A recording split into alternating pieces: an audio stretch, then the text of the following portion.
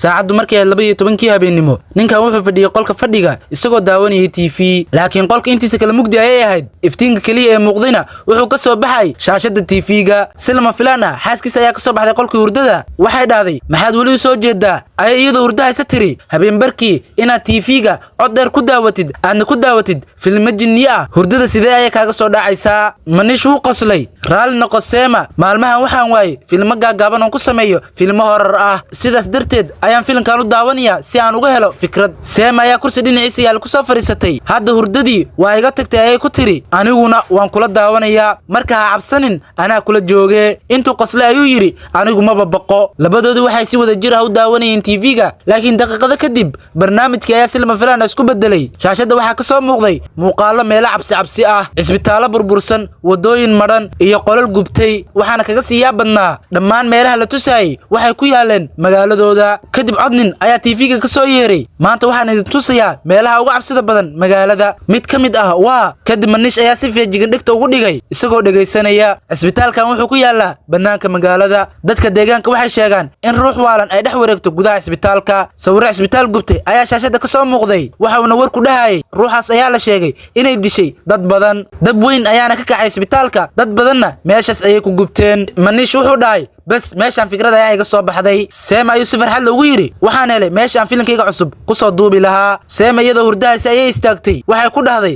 hadda aan seexano bari shaqo badan ayaa noo taale wax yar kadib labadoodii qolkii ayay galeen laakiin markii ay Seema damin rabtay TV-ga way istaagtay barnaamijkii cabsida ahaa TV-ga kama sii soconin waxa ka soo muuqday musalsal caadi ah waa yaab ayay hoos u tiri goorma ayuu kan isbedelay way iska dhaaftay arintaas oo hurda ayaa qabatay subaxdii xigtay Manish wuxuu kooxdiisa la aaday isbitaalkii laga tagay ee cabsida ahaa laakiin waxa la socday sawir qaade iyo gabadha sheekada qori lahayd kadib safar saacad ku dhawaad qaatay waxay gaareen isbitaalkii dhismuhu wuxuu u ekaa meel qadiimi ah oo duqowday daaqadaha qaar waa ay jajabsanaayeen darbiyadu madow ayay noqdeen meel walba waxa ka muuqday raadad hore oo ay dad sameeyeen raagu isagoo eegaya ayuu yiri meesha runtii waa cabsi badan tahay saaxiibayaal Manish ayaa ku qoslay kaamirada si fiican u qabsay ayuu ku yiri teeda kale dadku waa ay jeclaan doonaan meeshan sheekada diyaar ma ahan ayay sharaaya tiri iyadoo walwalsan waxa kaliya ee aan rabay waxay ahaayeen meesha aan ku duubi lahaa markii ay gudaha galeen Manish qalbigiisa wuxuu dareemay culays aan caadi ahayn wuxuu qiyaasay sida ay dadku mar uga buuxi jireen isbitaalkan dhaqaatiir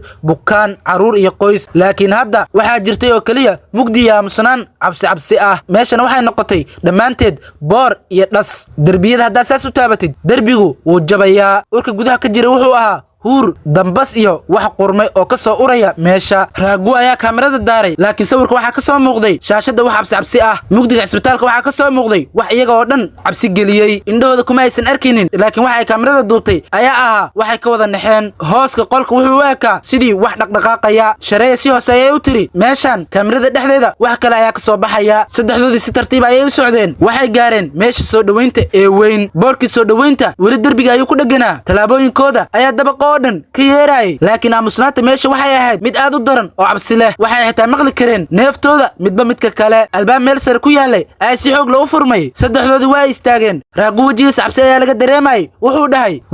waa maxay meesha waxaan ka dhacaya shareeya cod gariiray ayay ku tiri ma jecli meeshan laakiin Manish weli isagu wuu qoslay wuxuuna dhahay dabaysha ayay ahayd waana waxaan anigu rabay waana horror sax ah oo idinku sameeyay macsonkor kadib wuxuu u tilmaamay jaranjaradii mugdiga ahayd dabaqa sare aan ayuu yiri iyagoo si tartiib u socda ay jaranjaradii fuuleen markii ay dabaqa koobaad gaareen hortiisa waxa ku yaalay hool weyn oo mugdi ah qolal badan ayaa labada dhinac ka furnaa waxay u muuqdeen qolalkii bukaanada laakiin mid ka mid ah albaabada wuxuu si tartiib ah iskiis iskugu furaayay qiiq gudaha mugdigaas ayaa ka jiray waxay maqlayeen cod gabar oo si hoose u qoslaysa kadib sheekadaas waxaa la soo xiriirtay sheeko kale oo magaalo kale ah